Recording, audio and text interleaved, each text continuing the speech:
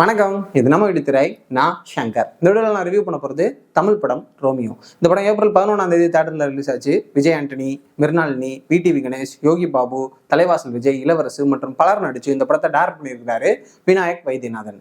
இந்த படத்தோட கதை, மலேசியாவில் பல வருஷம் வேலை பார்த்துட்டு சொந்த ஊருக்கு வர அறிவு இளவு வீட்டில் வச்சு லீலான்ற ஒரு பொண்ணை பார்த்து பயங்கரமாக இம்ப்ரெஸ் ஆகி உடனே லவ் பண்ண ஆரம்பிச்சு வீட்டில் சொல்லி உடனே கல்யாணமும் பண்ணிக்கிறாப்புல. ஆனால் லீலாவுக்கு அந்த கல்யாணத்தில் விருப்பம் இல்லை. அவளுக்கு ஒரு பெரிய ஹீரோயின் ஆகணுன்றது கனவு. ஆனால் அவள் அப்பாவோட வற்புறுத்தல்னால வேற வழியே இல்லாமல் அந்த கல்யாணத்தை பண்ணிக்கிறாள்.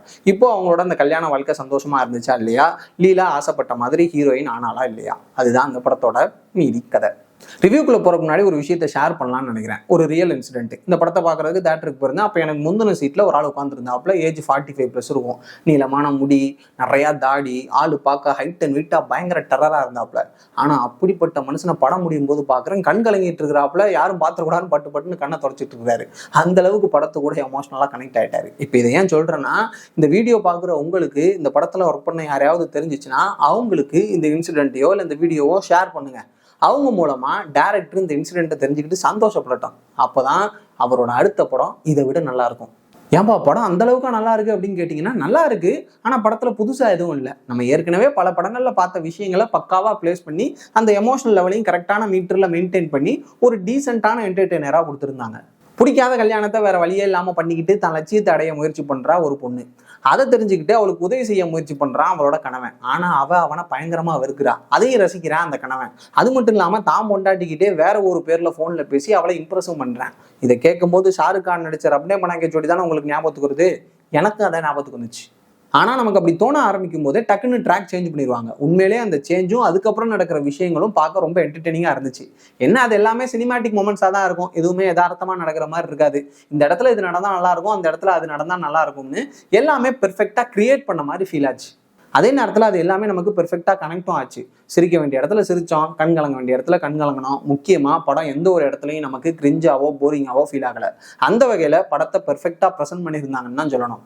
ஸ்க்ரீன் பிளேஸ் 2.5 மணி நேரம் படத்துல ஃபர்ஸ்ட் ஆஃப் செம என்டர்டெய்னிங்கா இருந்துச்சு. ஹீரோ ஹீரோயினோட இன்ட்ரோ, அவங்க 2 பேரும் மீட் பண்ணிக்கிற சீனு, அவங்க கல்யாணம் ஃபிக்ஸ் ஆகுறது, சென்னைக்கு வந்தோடனே ஹீரோயின் அவங்க வேலையை காட்ட ஆரம்பிக்கிறது, அதை சகிச்சுக்கிட்டு ஹீரோ அவங்களுக்காக எல்லாம் பண்றது, கடைசியில் தான் காதலை தக்க வச்சுக்க ஹீரோ இன்ட்ரோல் பிளாக்ல ஒரு முக்கியமான டிசிஷன் எடுக்கிறதுன்னு ஃபர்ஸ்ட் ஆஃப் நல்லா கலகலன்னு போகும். செகண்ட் ஹாஃபும் அப்படிதான் ஆரம்பிக்கும். ஆனா அது கூடவே ரப்னே பனாங்கே ஜோடி போர்ஷனை அங்கங்க உள்ள கொண்டு வந்து கதையை கொஞ்சம் சீரியஸா கொண்டு போக ட்ரை பண்ணியிருப்பாங்க.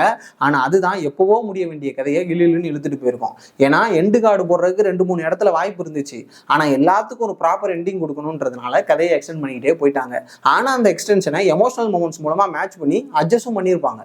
நெக்ஸ்ட் விஷுவல்ஸ் பயங்கர கலர்ஃபுல்லாக இருக்கும். குறிப்பாக அந்த கிராமத்து போர்ஷன்ஸாக இருக்கட்டும், ஷூட்டிங் ஸ்பாட்ஸாக இருக்கட்டும், சாங்ஸோட விஷுவல்ஸாக இருக்கட்டும், முக்கியமாக கல்யாண பொண்ணை பொம்மை மாதிரி உட்கார வச்சு எடுத்த அந்த 360 டிகிரி ஷாட்ஸாக இருக்கட்டும், எல்லாமே பார்க்க ரொம்ப சூப்பராக இருந்துச்சு.